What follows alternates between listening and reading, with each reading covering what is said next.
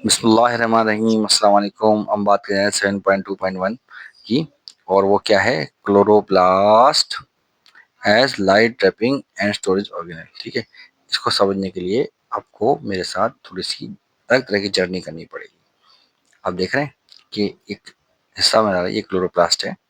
ठीक है, और लाइट नजर आ रही होगी आपको।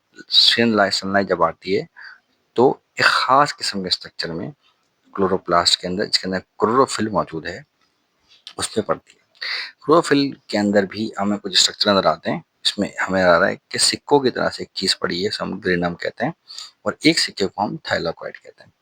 यहाँ से थैलाकोइड के अंदर H2O अंदर जा रहा है और ऑक्सीजन बाहर जा रही है। इसमें होता यह है कि जैसे ही लाइट H2O यानी कि पानी पे पड़ती है तो एक अमल है, हम कहते हैं फोटोलाइसिस। फोटोलाइसिस होता है, इसके जरिए H2 अलग हो जाता है, ऑक्सीजन अलग हो जाती है। उसके बाद आप देख रहे हैं कि एटीपी लिखा हुआ है, एडेनोसिन ट्राइफॉस्फेट, NADPH लिखा हुआ है, और उसके बाद नीचे लिखा हुआ है NADP प्लस और ADP प्लस PI यानी कि इनऑर्गेनिक फॉस्फेट। अब ये बता रहा है कि ये क्या होता है कि जो इलेक्ट्रॉन्स रिलीज होते हैं तो वो क्या करते हैं, ये मॉलिक्यूल कैप्चर करते हैं और उन्हें आगे लेके जाते हैं किस रिएक्शन में, केल्विन साइकिल के अंदर। ये वो जगह है जहाँ पे एनर्जी की जरूरत होती है, जिसकी वजह से यानी जो भी फोटोलाइसिस की वजह से जो एनर्जी रिलीज हुई है, जो रिलीज हुई है, वो हम कहाँ इस्तेमाल करते हैं, केल्विन साइकिल के अंदर। देखिए CO2 अंदर जा रहा है और आगे बन के क्या निकल रहा है, शुगर बन के निकल रहा है। और ये पूरा का पूरा स्ट्रक्चर हम क्या कहते हैं, क्लोरोप्लास्ट कहते हैं। और देखिए अब यहाँ देखें कि ऑक्सीजन रिलीज हो रही है बाहर। अब इस प्रोसेस को लेके हम ऊपर की तरफ जाते हैं और हम इसे पढ़ते हैं सुकून के साथ। ठीक है जी, चलें। ये बता रहा है कि भाई green part of the plant, ठीक है, algae contain special cell in contain which contain special organelle called chloroplast। ने बताया आपको कि जो भी ऐसा ऑर्गेनिज्म है जो जिंदा है और फोटोसिंथेसिस का हम क्लोरोप्लास्ट कहते हैं। ठीक है, उसने बताया कि भाई chloroplast is a double membrane bounded organelle. Double membrane है यानी कि इसकी डबल पैकिंग है, ये समझ लें। ठीक है ना, ऑर्गेनेल है, सेमी फ्लूइड उसमें भरा होता है प्रोटीन का, जिसे हम स्टोमा कहते हैं। उसके अंदर जो मैंने आपको दिखाया था उसके अंदर एक पानी नुमा स्ट्रक्चर है, एक फ्लूइड है जिसको हम स्टोमा कहते हैं। And the network of membrane also में embedded in it is called thylakoid membrane। एक मेम्ब्रेन दिखाई थी मैंने आपको, सिक्के नुमा स्ट्रक्चर पड़ा था, उसे हम थैलाकोइड कहते हैं।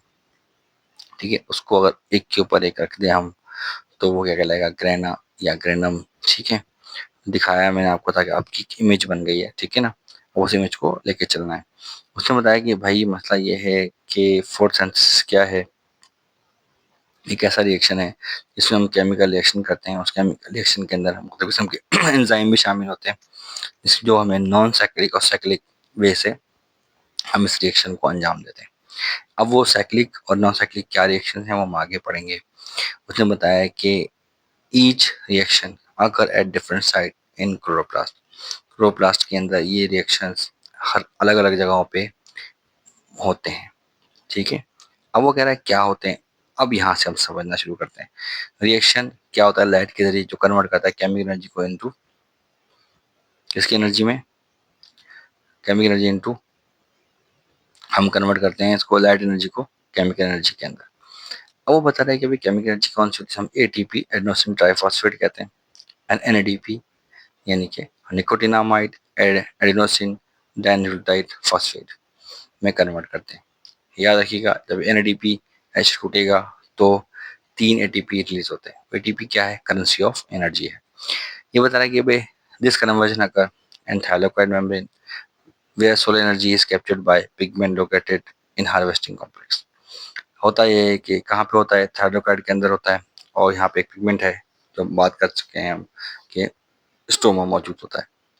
अब फोटोसिंथेसिस क्या कहता है, लाइट डिपेंडेंट रिएक्शन है, लाइट होगी तो फोटोसिंथेसिस होगा।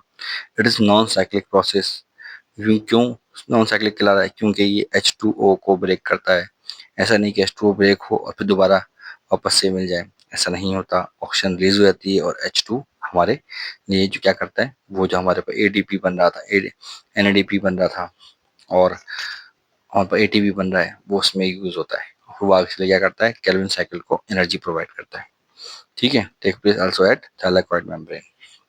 अब वापस से उस जगह आ जाते हैं जहाँ हम पहले कर रहे थे। अब रिएक्शन 2 के अंदर आप नोटिस करें क्या हो रहा है, reaction which capture solar light, solar energy, transfer to glucose from ATP and NADP to H2।